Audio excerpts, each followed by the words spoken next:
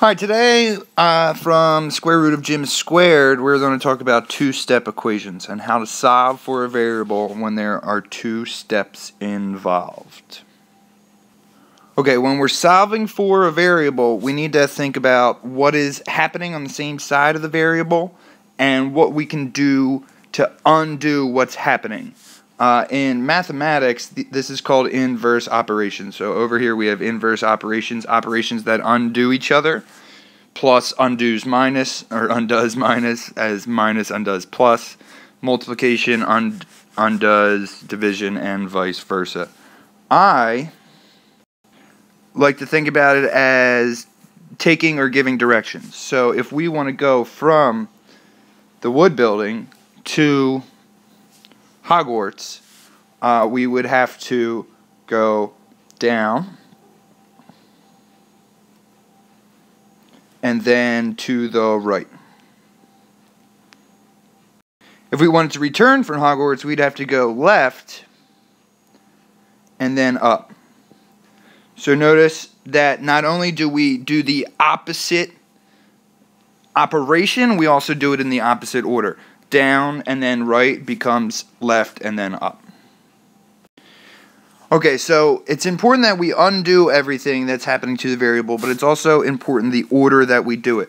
Before, we learned parentheses, exponents, multiplication, division, addition, subtraction. That's the order of operations. That's how you should do problems.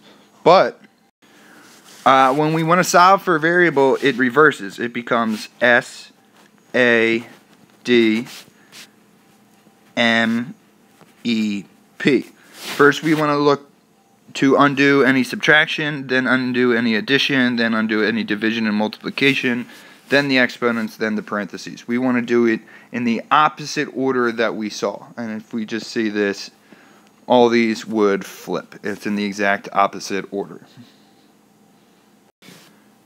Here are a couple example problems. I'm going to walk you through these example problems, and then I'm going to give you one you can try on your own. To do the first one, we have 4x minus 2 equals 10. Well, according to SADMAP, subtraction, we want to undo subtraction first. So we have to add 2 to both sides. And now that leaves us with 4x equals 12. Now it's important to line up all your terms so that the minus 2 and the 2, the inverse operations, happen right next to each other so we can see it.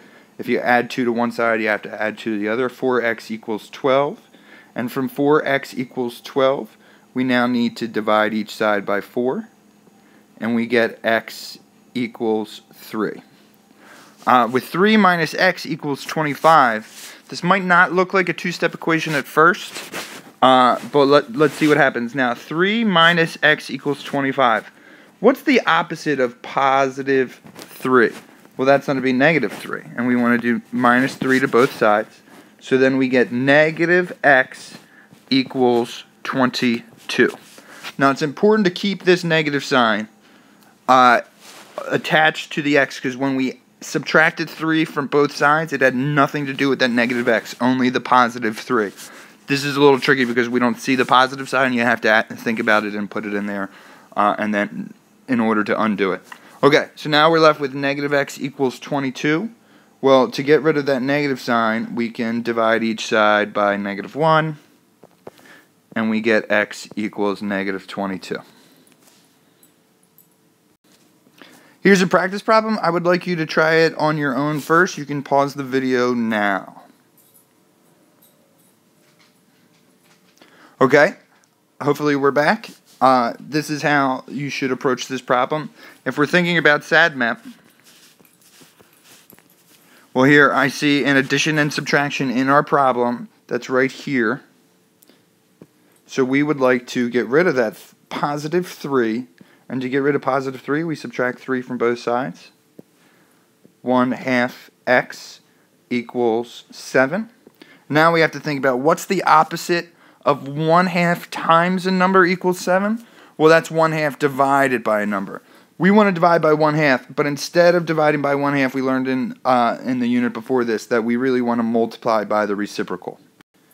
Multiplying by the reciprocal, in this case, the reciprocal of 1 over 2 is 2 over 1. So if we multiply each side of the equation by 2 over 1, that 7 has an imaginary 1 underneath it. This side all cancels out. We have x equals 14. That was sad math. Subtraction, addition, and then the fraction times the variable was division and multiplication. So that's this step we did in the orange. Okay, that's an introduction to two-step equations using inverse operations to solve for a variable. Thanks for your time today, and I need to jet. Take care.